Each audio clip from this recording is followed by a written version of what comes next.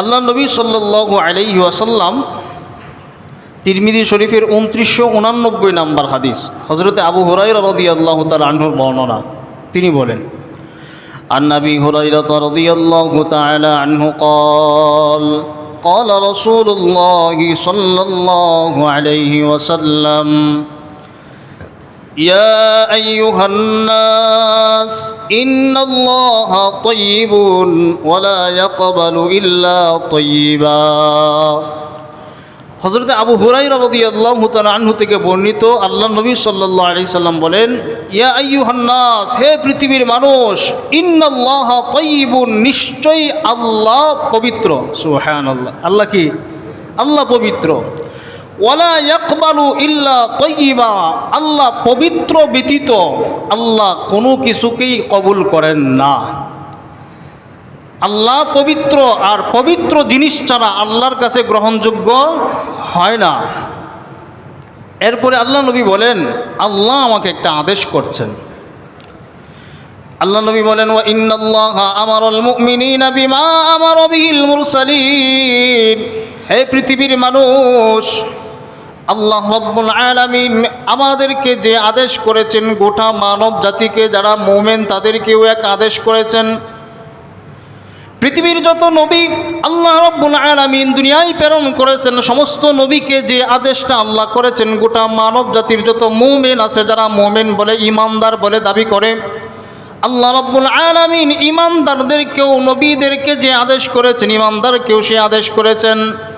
আল্লাহ নবী বলেন, ওয়া ইন্নাল্লাহা আমারাল মুমিনিনা বিমা আমারা বিহিল মুরসালিন,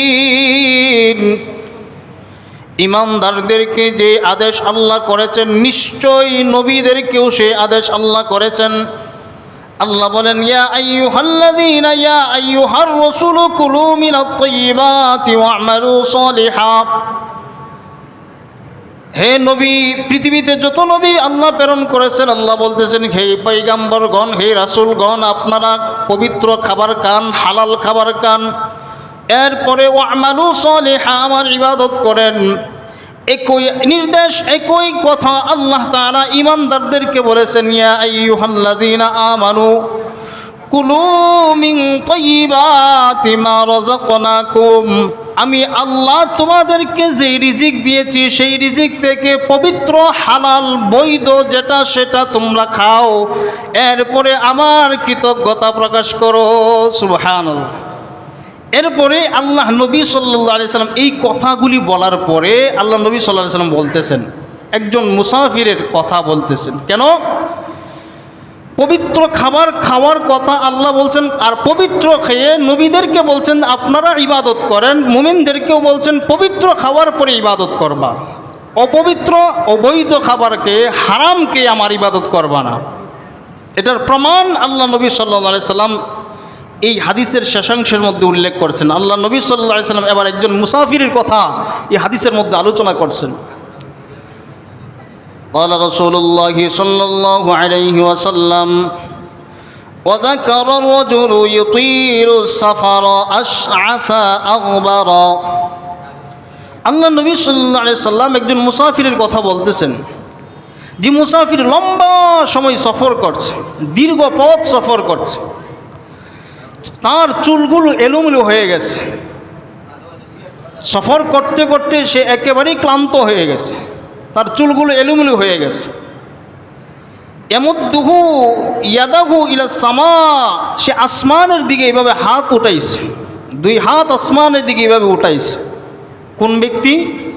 যে সফর করছে, লম্বা সময় সফর করতে করতে সে একেবারেই ক্লান্ত হয়ে গেছে, তার চুলগুলো এলোমেলো হয়ে গেছে, মানে সে একেবারেই অসহায়ের মতো হয়ে গেছে, যে তার শক্তি শরীরে নাই, এত লম্বা সময় সফর করছে।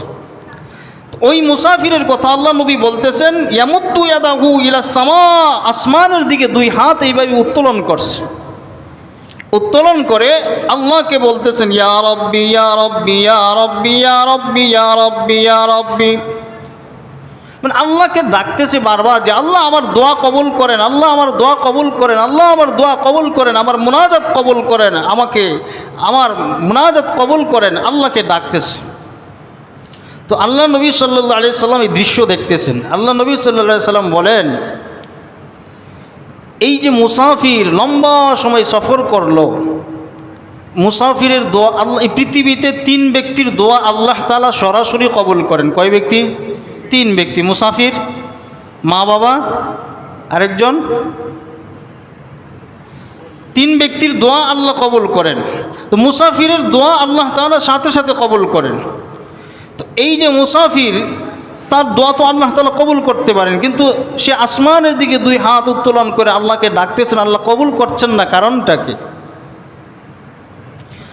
আল্লাহ নবী সাল্লাল্লাহু আলাইহি সাল্লাম বলেন, ওয়ামাতআমুহু হারাম।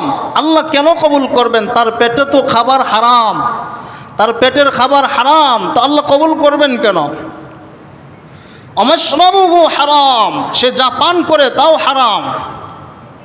ওয়ামালবাসুহু হারাম, সে যা পরিধান করে, সে যে পোশাক পরিধান করছে তাও হারাম। ওয়াগুদিয়া বিল হারাম, তার যে উপার্জন সেটাও হারাম। খাবার হারাম, পানীয় হারাম, পোশাক হারাম এবং উপার্জিত সম্পদ হারাম। এই হারাম বক্ষণ করনেওয়ালা, হারাম উপার্জন করনেওয়ালার দোয়া আল্লাহ তাআলা কবুল করবেন কেন? ফাইন্নী ইস্তাজাবু লিযালিকা। আল্লাহ প্রশ্নই আসেন, আল্লাহ কবুল করবেন কেন? কবুল করবেন। আল্লাহ তো বলছেন, ইন্নাল্লাহা তাইয়্যিবুন ওয়া লা ইয়াকবালু তাইয়্যিবা।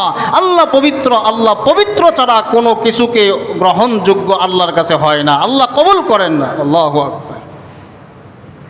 আল্লাহ নবী সাল্লাল্লাহু আলাইহি সাল্লাম বলেন, যে ব্যক্তির খাবার হারাম, পেটে খাবার হারাম, পোশাক হারাম, উপার্জিত সম্পদ হারাম, যে পানীয় পান করে সেটাও হারাম, এমন ব্যক্তির দোয়া আল্লাহ তাআলা কবুল করবে না। কেন কবুল করবে?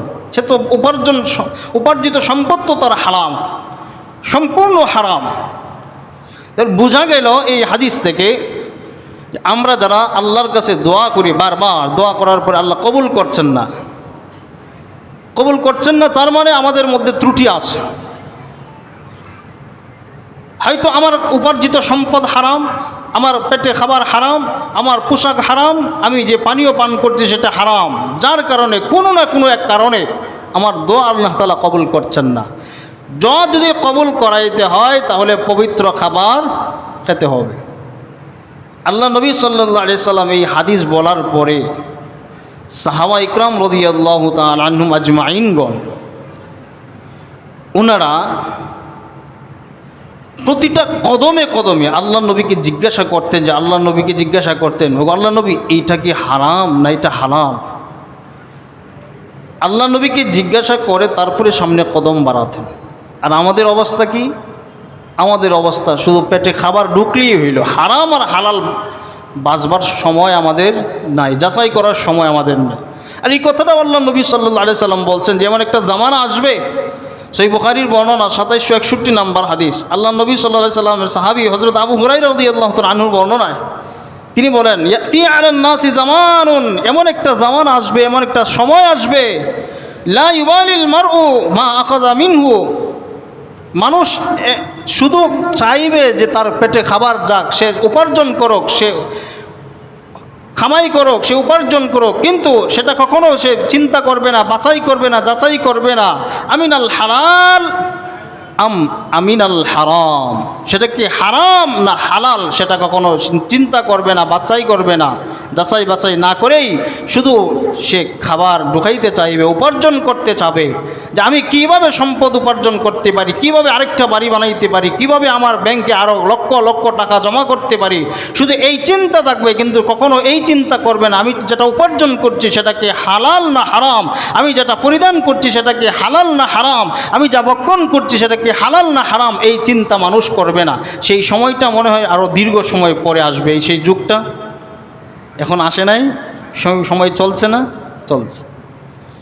আল্লাহ নবী সাল্লাল্লাহু আলাইহি ওয়াসাল্লাম জানেন বিদায় স্পষ্ট করে দিলেন, যেমন একটা সময় আসবে, বুখারীর বর্ণনা, এমন একটা সময় আসবে যেই সময়ে মানুষ চিন্তা করবে না, গবেষণা করবে না, ভাববেও না যে হারাম খাইলো না হালাল খাইলো, তার খাবার কি হালাল হলো না হারাম হলো, সেই চিন্তা কখনো করবে না। আল্লাহ রাব্বুল আলামিন কুরআনুল কারীমের যে নির্দেশনা আমাদেরকে দিয়েছেন, সূরা বাকারার 172 নম্বর আয়াতে আল্লাহ বলছেন, ওয়াশকুরুলিল্লাহ, হে ইমানদারগণ তোমরা পবিত্র খাবার খাও এবং আমার শুকরিয়া আদায় করো, আমার কৃতজ্ঞতা প্রকাশ করো, আমার গোলামি করো, আমার দাসত্ব করো। এরপরে আল্লাহ বলছেন, যদি আমাকে রব মানো, যদি আমাকেই রব মানো, আমারই গোলামি করো, আমারই ইবাদত করো, তাহলে তোমরা পবিত্র খাবার খাও, হালাল খাবার খাও, হালাল উপার্জন করো, হারাম থেকে বেঁচে থাকো। এরপরে আল্লাহ রাব্বুল আলামিন বলেন, ইন্নামা হাররামা আলাইকুমুল মাইতাতা ওয়াদ-দামা ওয়া লাহমাল খিনজির ওয়া মা উহিল্লা বিহি লিগাইরিল্লাহ। আল্লাহ বলেন, ইন্নামা হাররামা আলাইকুমুল মাইতাতা, তোমাদের জন্য আমি আল্লাহ মৃত প্রাণীর গোশত হারাম করেছি। মৃত প্রাণীর গোশত কি? হারাম। মৃত প্রাণীর গোশত হারাম। তাহলে আমরা কি সবাই জীবিত খাই? আমরা কি জীবিত খাই? হ্যাঁ, মৃত প্রাণীর গোশত হারাম, তাহলে আমরা জীবিত তো কেউ খাই না, জীবিত খাবার তো কেউ খায় না। জীবিত কোনো প্রাণী কি আমরা খাই? না, প্রক্রিয়াটা ভিন্ন। এটাও আল্লাহ তাআলা আয়াতের শেষাংশের মধ্যে বলছেন, মৃত প্রাণী, আমরা মৃত প্রাণীর গোশত খাই না, কারণ সেটা আল্লাহ হারাম করেছেন। আমরা খাই আল্লাহর নাম নিয়ে জবাই করার পরে, সেটা যখন নিস্তেজ হয়ে যায় তখন আমরা সেখান থেকে খাই, সেটা হালাল। কিন্তু আল্লাহ বলছেন, ইন্নামা হাররামা আলাইকুমুল মাইতাতা, মৃত প্রাণীর গোশত আমি আল্লাহ তোমাদের জন্য হারাম করেছি। তাহলে যেহেতু গোশত হারাম, সেটা দিয়ে ক্রয় বিক্রয় করা হালাল। কি বলেন? ক্রয় বিক্রয় করা হালাল না? ব্যবসা করা, মৃত প্রাণীর গোশত দিয়ে ব্যবসা করা হালাল। যে জিনিস হারাম, খাবার খাওয়া হারাম, সেই জিনিস ব্যবসা করাও হারাম। তাহলে আমাদের সমাজে যারা মানুষকে ধোঁকা দিয়ে প্রতারণা করে, মৃত প্রাণী জবাই করে রাতের আধারে মানুষকে খাওয়ায়, মানুষকে ঠকায়, প্রতারণা করে, আমানতের খিয়ানত করে, তারা কি হালাল কাজ করলো না হারাম কাজ করলো? হারাম কাজ করলো। আমাদের দেশে অসংখ্য ঘটনা এমন আছে, প্রকাশ্য দিবালোকে স্পষ্ট হয়ে যায়, অনেক সময় মিডিয়ার সামনে আসে, অনেক সময় মিডিয়ার সামনে আসে না। 2-4 হাজার 2-4 লক্ষ টাকার জন্য মানুষকে হারাম খাবার খাওয়ায়, রাতের আধারে পশু জবাই করে, মৃত পশু জবাই করে মানুষকে খাওয়াচ্ছে। যারা এই কাজ করছেন তারা হালাল কাজ করছেন না হারাম কাজ করছেন? হারাম। কারণ মৃত প্রাণীর গোশত খাওয়া হারাম, আর সেটার ব্যবসা করাও হারাম।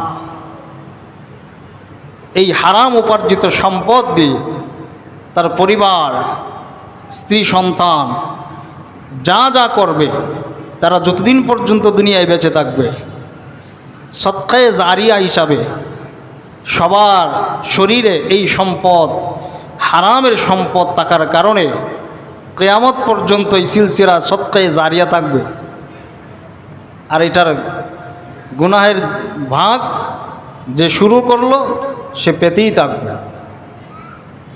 তাহলে মৃত প্রাণীর গোশত হারাম, মৃত প্রাণীর গোশত দিয়ে ব্যবসা করাও হারাম। অনেক সময় অনেক হোটেলের ভিডিও চিত্র পাওয়া যায়, মৃত মুরগি জবাই করে মানুষকে খাওয়াচ্ছে। আমাদের বাংলাদেশের অবস্থা আছে, বহু জায়গায় এমন হয়, কখনো প্রকাশ হয়, কখনো প্রকাশ হয় না। যারা এই সমস্ত কাজ করে, আল্লাহ যেন তাদেরকে হেদায়েত দান করেন, সকলেই বলে আমিন। কিন্তু হেদায়েত দান করলেই আল্লাহ দিতে দান করবেন না, আল্লাহ হেদায়েত তো দান করবেন না, কারণ এটা মানুষকে ঠকানোর কারণে, মানুষের হক নষ্ট করার কারণে, মানুষের কাছ থেকে যতদিন পর্যন্ত ক্ষমা না পাবে আল্লাহ ক্ষমা করবেন না। এরপরে আল্লাহ বলেন, তাহলে মৃত প্রাণীর গোশত খাওয়া হারাম, মৃত প্রাণীর ব্যবসা করাও হারাম। মৃত প্রাণীর গোশত খাওয়া হারাম, আর এই মৃত প্রাণীর গোশত দিয়ে ব্যবসা করাও হারাম। বাস, তাহলে ব্যবসা করা যেহেতু হারাম মৃত প্রাণীর গোশত দিয়ে, তাহলে আমরা মৃত প্রাণীর গোশত দিয়ে ব্যবসা করলাম না, আমরা হালাল একটা প্রোডাক্ট, হালাল একটা সম্পদ দিয়ে আমরা ব্যবসা করলাম। কথার কথা, দোকানে চাইল আসছে অথবা ডাল আসছে, একটা ডালের দাম হলো 100 টাকা, আরেকটা ডালের দাম 150 টাকা। তো 100 টাকারটা 150 টাকারটার সঙ্গে মিশাইলাম, মিক্স করে তো 150 টাকায় বিক্রি করলাম। সেটা কি হালাল? কি বলেন, হালাল? হারাম, সেটাও হালাল না। আমাদের সমাজে আমরা ব্যবসায়ী বাইরে যারা ব্যবসা করেন, অনেক সময় একটা প্রোডাক্টের মধ্যে মূল্য লেখা আছে, গায়ের মূল্য কোম্পানি থেকে লিখে দিচ্ছে, এই গায়ের মূল্যের উপরে আরেকটা ছোটো টোকেন কি করে নিজস্ব তৈরি করে তারা লাগিয়ে দেয়। সেটা কি হালাল? হারাম, হালাল নয়, হারাম।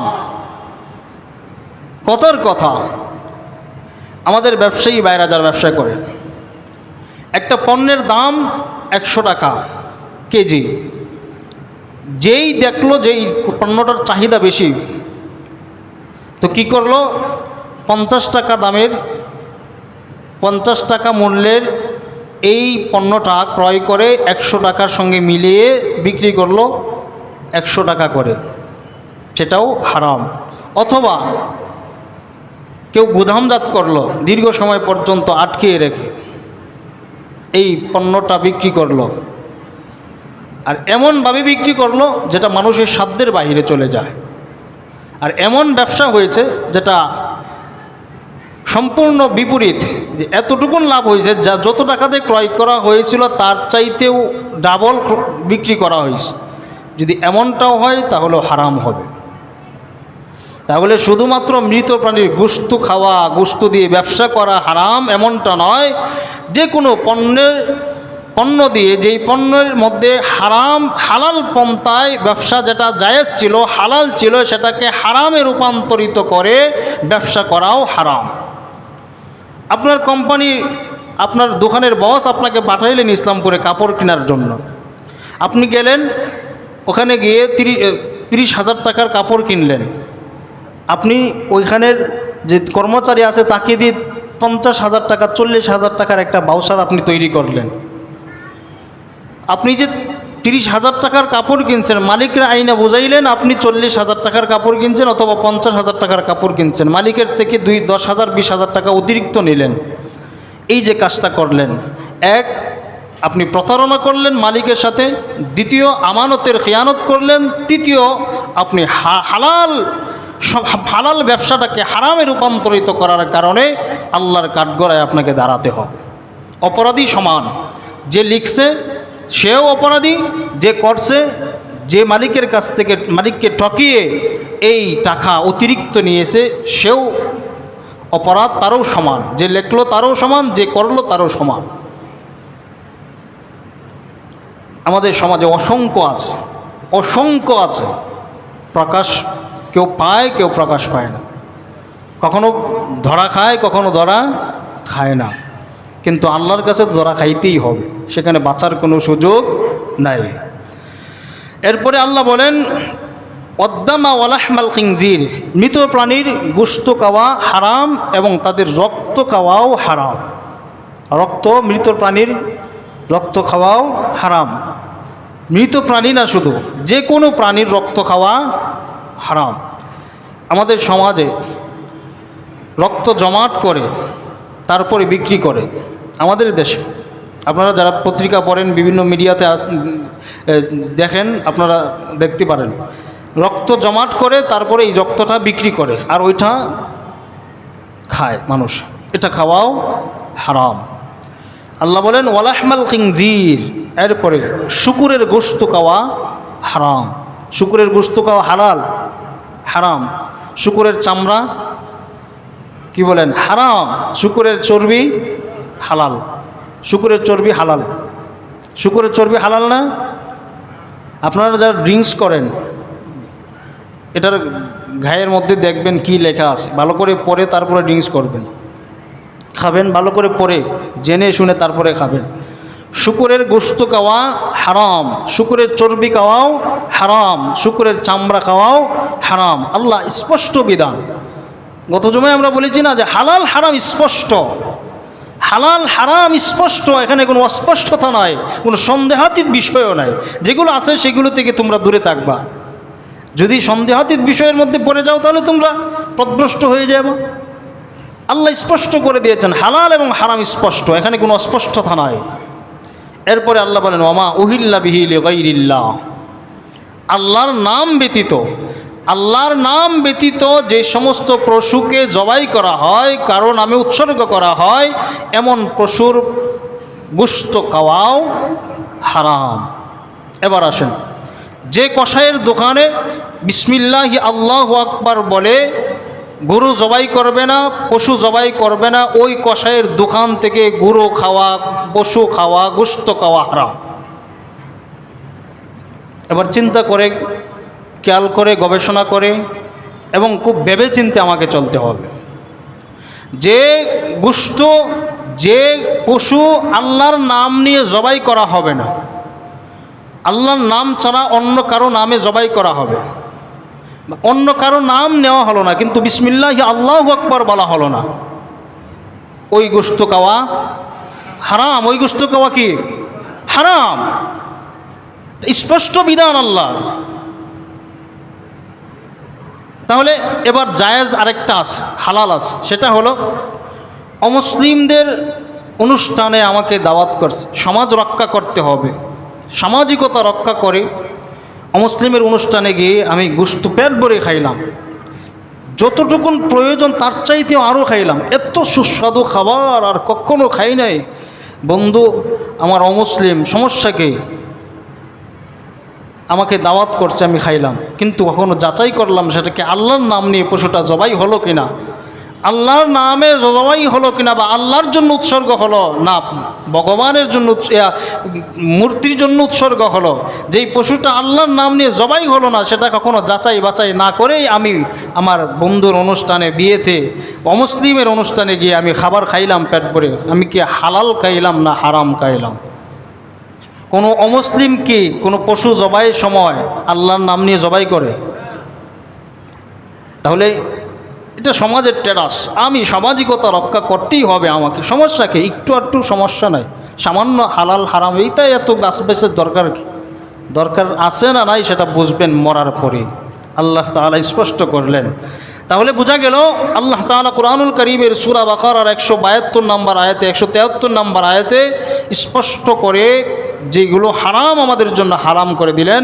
ওমা উহিল্লা বিহি লিগাইরিল্লাহ, তবে সব কিছু হারাম না, আল্লাহ তাআলা কিছু কিছু বিষয়কে হারাম করেছেন যেগুলো আল্লাহ স্পষ্ট করে দিয়েছেন মানুষের জন্য। এর মধ্যে আল্লাহ বললেন, আমি আল্লাহর নাম ব্যতীত অন্য কারো নামে যদি কোনো পশু উৎসর্গ করা হয়, জবাই করা হয়, তাহলে সেটা খাওয়া তোমাদের জন্য হারাম। আল্লাহ বলেন ফামানিত্তুররা গায়রা বাগিন ওয়ালা আদিন ফালা ইসমা আলাইহি। পৃথিবীর এমন একটা রাষ্ট্রে আপনি সফর করলেন, এমন একটা দেশে আপনি গমন করলেন যেখানে 200-300 কিলোমিটারের মধ্যে কোনো হালাল খাবার নাই। পৃথিবীতে এমন রাষ্ট্র আছে, এমন দেশ আছে। আপনি একজন মুমিন, আপনি একজন মুসলমান, আর আপনার জন্য আল্লাহ পাকের অর্ডার হলো ইয়া আইয়ুহাল্লাযীনা আমানু কুলু মিন তাইয়্যিবাতি মা রাযাকনাকুম। আপনি একজন মুসলমান, আপনি একজন মানুষ, আপনার জন্য আল্লাহ পাকের অর্ডার হলো ইয়া আইয়ুহান নাস কুলু মিন তাইয়্যিবাতি মা রাযাকনাকুম। হে মানুষ, তুমি যদি মুমিন হও, হে মানুষ তুমি যদি মুসলমান হও, তাহলে পবিত্র খাবার খাও। আপনি চিন্তা করলেন আমার তো পবিত্র খাবার খাইতে হবে, কিন্তু লম্বা সময় সফর করার কারণে 200-300-400 কিলোমিটারের মধ্যে কোনো পবিত্র খাবার নাই। আপনি এখন কি করবেন? আপনার জান তো বাঁচাইতে হবে, বাঁচাইতে হবে না? আপনি কি মরে যাবেন? আল্লাহ তাআলা মায়া, আল্লাহ তাআলার দয়া কত দেখেন। আল্লাহ বলতেছেন, হে মানুষ, যখন তোমার খাবার পাও নাই, পবিত্র খাবার পাচ্ছ না, তোমার জীবন চলে যাচ্ছে, এমন সময় ফামানিত্তুররা গায়রা বাগিন, সীমা লঙ্ঘন করে, সীমা লঙ্ঘন না করে, যদি হারামকে হারাম মনে করেই, হারামকে হারাম মনে করেই সীমা লঙ্ঘন না করে যদি তুমি জীবন বাঁচানোর জন্য কে ফেলো, ফালা ইসমা আলাইহি, আমি আল্লাহ চাইলে তোমাকে মাফ করব। সুবহানাল্লাহ। মানে হারামকে হারাম মনে করে, যেটা হারাম কিন্তু আমার জীবন বাঁচাইতে হবে, আমার জান বের হয়ে যাচ্ছে, আমাকে বাঁচাইতে হবে নিজেকে, তো হালাল পবিত্র খাবার পাচ্ছি না, এমন সময় আল্লাহ বলেন যদি তুমি সীমালঙ্ঘন না করে হারামকে হারাম মনে করে জীবন বাঁচানোর জন্য খাও, ফালা ইসমা আলাই, আমি আল্লাহ চাইলে তোমাকে মাফ করব। সুবহান। কিন্তু কেউ যদি হারামকে হালাল মনে করে খায়, হারামকে হালাল মনে করে খায়, তার ঈমান থাকবে, ঈমান চলে যাবে। তাই স্পষ্ট আল্লাহর বিধান, হারামকে হালাল মনে করে খাওয়া এটা কুফরি, হারামকে হালাল মনে করে খাওয়া এটা কি কুফরি। আল্লাহর স্পষ্ট বিধানকে সে অস্বীকার করলো। তার মানে আল্লাহর আইনের মধ্যে সে আইন তৈরি করলো যে আল্লাহ এটাকে হারাম করেছে, আমি সেটাকে হালাল করেই খাবো, আমি সেটাকে হালাল করেই চারবো। আল্লাহর আইনের মধ্যে সে আইন প্রয়োগ করলো, সে কি করলো? কুফরি করলো। কেউ যদি হারামকে হালাল মনে করে হালাল বানায়, হারামকে হালাল বানানোর চেষ্টা করে, সে কুফরি করলো, সেই তার ঈমান নাই। স্পষ্ট বুখারীর বর্ণনা, আল্লাহ নবী বলছেন, লা ঈমান লিমান লা আমানাত আলা, যার মধ্যে আমানত নাই তার ঈমান নাই। ওয়ালা দীন লিমান লা আহদা লা, যার মধ্যে ওয়াদা, অঙ্গীকার, প্রতিশ্রুতি রক্ষা করার মতো যোগ্যতা ক্ষমতা নাই, তার দিন নাই, তার মধ্যে তো দিনই নাই। এটা আল্লাহর আমানত, আল্লাহর সঙ্গে ওয়াদা, আল্লাহর সঙ্গে তো আমরা প্রতিশ্রুতি দিয়ে আসছি, অঙ্গীকার করে আসছি, কমিটমেন্ট করে আসছি যে আল্লাহ আপনার হুকুম আমরা পালন করব, আপনার হুকুম জমিনে বাস্তবায়ন করব, আপনার হালাল হারাম মেনে আমরা চলব, আমার ব্যক্তিগত জীবনে, সামাজিক জীবনে, পারিবারিক জীবনে, রাষ্ট্রীয় জীবনে, আন্তর্জাতিক জীবনে, সর্ব জায়গায় আপনার হুকুম বাস্তবায়নের চেষ্টা করব, আপনার হুকুম পুঙ্খানুপুঙ্খানুভাবে পালন করব। এই ওয়াদা, এই প্রতিশ্রুতি, কমিটমেন্ট আল্লাহ তাআলার কাছে আমরা দিয়ে আসছি। আসার পরে যদি আমরা এর ব্যতিক্রম করি, উল্টাটা করি, তাহলে আমরা কুফরি করলাম। আর কুফরি করার কারণে আমার ভিতরে ঈমান নাই। আল্লাহ নবী বলেন আমাকে পুনরায় ঈমান আনতে হবে। তাহলে সমাজে আমরা যদি হারামকে হালাল মনে করে কোনো কিছুকে আমরা খাই, তাহলে সেটা কি কুফরি করলাম, আর কুফরি করার কারণে আমাদের ঈমান চলে যাবে। তবে কেউ যদি হারামকে হারাম মনেই করেই যে হারাম, কিন্তু হারামই সেটাকে হালাল মনে করে না, তাহলে তার ঈমান চলে যাবে না। সে কবিরা গুনাহ করলো, সে গুনাহের কবিরা সবচেয়ে বড় গুনাহ করলো, কিন্তু তার ঈমান চলে যাবে না। কিন্তু হারামকে হালাল মনে করাটা আর হালালকে হারাম মনে করাটা, কেউ যদি এই হুকুম বাস্তবায়ন করতে যায়, কেউ যদি সেটা করে, তাহলে তার ঈমান চলে যাবে, সে কুফরি করলো। এরপরে আল্লাহ তাআলা কত মায়া, আল্লাহ বলেন ইন্নাল্লাহা গফুরুর রহিম। এত কথা বলার পরেও আল্লাহ বলতেছেন, হে পৃথিবীর মানুষ, আমি আল্লাহ কিন্তু তোমাদের জন্য দয়ালু, আমি আল্লাহর দয়া তোমাদের জন্য উৎসর্গ করলাম, আমি আল্লাহর দয়ার রহমতের চাদর, মাগফিরাতের চাদর আমি তোমাদের জন্য বিছিয়ে দিলাম। মাগফিরাত চাইবা, রহমত চাইবা, আমি আল্লাহ তোমাদেরকে রহমতের চাদরের মধ্যে, আমি আল্লাহ তোমাদেরকে মাগফিরাতের চাদরের মধ্যে বেষ্টনী করে নিব। সুবহানাল্লাহ। তো যারা এই কাজগুলি করবে, ইন্নাল্লাযীনা ইয়াকতুমুনা মা আনজালনা মিনাল বায়িনাতি ওয়াল হুদা মিন বা'দি মা বায়্যানাস, ইন্নাল্লাযীনা ইয়াকতুমুনা মা আনজালাল্লাহু মিনাল কিতাব, আল্লাহ তাআলার কিতাবে যা নাজিল করেছেন, এই নাজিল করা বিষয়গুলোকে যারা গোপন করবে, কিছু বলবে কিছু বলবে না, কিছু করবে কিছু করবে না, কিছু মানবে কিছু মানবে না, ওয়াশতারুনা বিহি সামানান কলিলা, সামান্য কিছু হাদিয়ার বিনিময়ে, সামান্য কিছু বাহবা পাওয়ার জন্য, সামান্য মানুষের প্রশংসা পাওয়ার জন্য, সামান্য মানুষের মহব্বত আর ভালোবাসা অর্জনের জন্য যারা আল্লাহর কিতাবের এই বিধানগুলিকে বাস্তবায়ন করবে না, যারা পালন করবে না, যারা বলবে না, গোপন করবে, আল্লাহ বলেন উলাইকা মাওয়াহুমুন নার উলাইকা মা ইয়াকুলুনা ফি বুতুনিহিম ইল্লান নার, তারা ওই সমস্ত লোকেরা তাদের পেটের মধ্যে তারা আগুন ঢুকাইল, আগুন মা ইয়াকুলুনা ফি বুতুনিহিম ইল্লান নার, তাদের পেটে আগুন ঢুকাইল। ওয়ালা ইউকাল্লিমুহুমুল্লাহ। এবার চিন্তা করলো যে আগুন তো ঢুকছে, সমস্যা কি? আল্লাহ চাইলে মাফ করে দিবে, সমস্যা নাই। আমি কি অপরাধ করলাম? আমার ছেলে হাফেজ, আমার ছেলে আলেম, আমার ছেলে বড় মাওলানা, আমার ছেলে হাজি, আমার ছেলে গাজী, আমার ছেলে সমাজের সবচাইতে দানবীর, আমার ছেলে, আমার পরিবারের লোকজন সমাজের সবচাইতে ভালো মানুষ, সবচাইতে দামি মানুষ, সবচাইতে বুজুর্গ মানুষ, সমস্যা নাই, তারা সুপারিশ করে আমাকে আল্লাহর জান্নাতে নিয়ে যাবে। আল্লাহ বলেন না রে বান্দা, আমি আল্লাহ বলে দিলাম ওয়ালা ইউকাল্লিমুহুমুল্লাহু ইয়াউমাল কিয়ামা, তুমি যা ভাবছো কাল কিয়ামতের ময়দানে আমি তো আল্লাহ তাদের সাথে কথাই বলবো না। এবার আপনি ভাবলেন কথা না বলো তাদের সাথে, সমস্যা কি? আল্লাহ আমাকে, আমি নাপাক, সমস্যা না, আমাকে পবিত্র করে জান্নাত দিবে। আল্লাহ বলেন ওয়ালা ইউজাক্কিহিম, তোমাকে কখনো পবিত্র করা হবে না। তুমি নাপাকি অবস্থায় তুমি জাহান্নামের আগুনে পড়বা, তোমাকে কখনো পবিত্র করা হবে না। তোমাকে নাপাকি অবস্থায় তোমাকে জাহান্নামের আগুনে পড়তে হবে, তোমাকে পবিত্র করা হবে না। ফামা আসবারহুম আলান নার ওয়ালাহুম আযাবুন আলীম। অপমানজনক, লাঞ্ছনাদায়ক, অপমানজনক শাস্তি, যন্ত্রণাদায়ক শাস্তি তার জন্য আল্লাহর পক্ষ থেকে নির্ধারিত হয়ে গেছে। তাহলে আমরা হালাল এবং হারামের মধ্যে আমরা কখনো আমাদের নিজেদের আইন, নিজেদের শক্তি প্রয়োগ করতে যাব না। যদি শক্তি প্রয়োগ করি তাহলে আমাদের ঈমান চলে যাবে, আমরা কুফরি করলাম। আর হালাল হারাম স্পষ্ট বিধানকে আমরা কখনো সেটাকে বাস্তবায়ন করতে চাইব না এবং যাবও না। হারাম এবং হালাল থেকে বেঁচে থাকার চেষ্টা করব ইনশাআল্লাহ। বাকি আলোচনা আগামী জমা হবে। আল্লাহ তাআলা আমাদেরকে সকলকে তৌফিক দান করুন। সকলে বলে আমিন। যারা সুন্নত পড়ি না, ক্বাবলা জুমা সুন্নত পড়ে নিই।